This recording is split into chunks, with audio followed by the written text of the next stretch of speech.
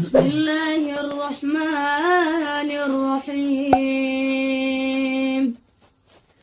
میرسد روزی که ما را مرگ مهمان می شود، خانه ای آبادی ما آن روز ویران می شود. چون بگردد جان ما آن روز به فرمان خدا، در سری بالین ما آن روز فغان سر می شود. چون بگردد جان ما آن روز به فرمان خدا، در سری بالین ما آن روز فغان سر می شود. در سری بالین ما آن روز فغان سر می شود. الله الله یا الله، حق لا اله الا الله. الله الله یا الله، حق لا اله الا الله. صلی علی محمد سخی یا رسول الله. صلی علی محمد سخی یا رسول الله. ما خود تو را ندیدیم، نامی خوشت شنیدیم. ما خود تو را ندیدیم، نامی خوشت شنیدیم. دینی تو برگزیدیم یا مصطفی محمد. دینی تو برگزیدیم یا مصطفی محمد. الله الله یا الله، حق لا اله الا الله.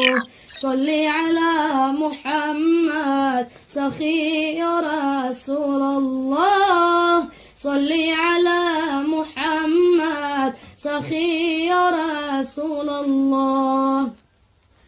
در مکه شد مکانت بالای عرش نامد. در مکه شد مکانت بالای عرش نامد. حق میگوید سلامت یا مصطفی محمد. حق میگوید سلامت یا مصطفی محمد. فردا همین محمد نزدیک محشر آید. فردا همین محمد نزدیک محشر آید.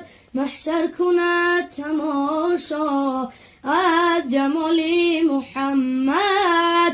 محشر کند تماشا از جمال محمد. الله الله یا الله، حق لا اله الا الله. صلی علی محمد سخی یا رسول الله. صلی علی محمد سخی یا رسول الله. فردا همین محمد نزدیک دوزخ آید. فردا همین محمد نزدیک دوزخ آید.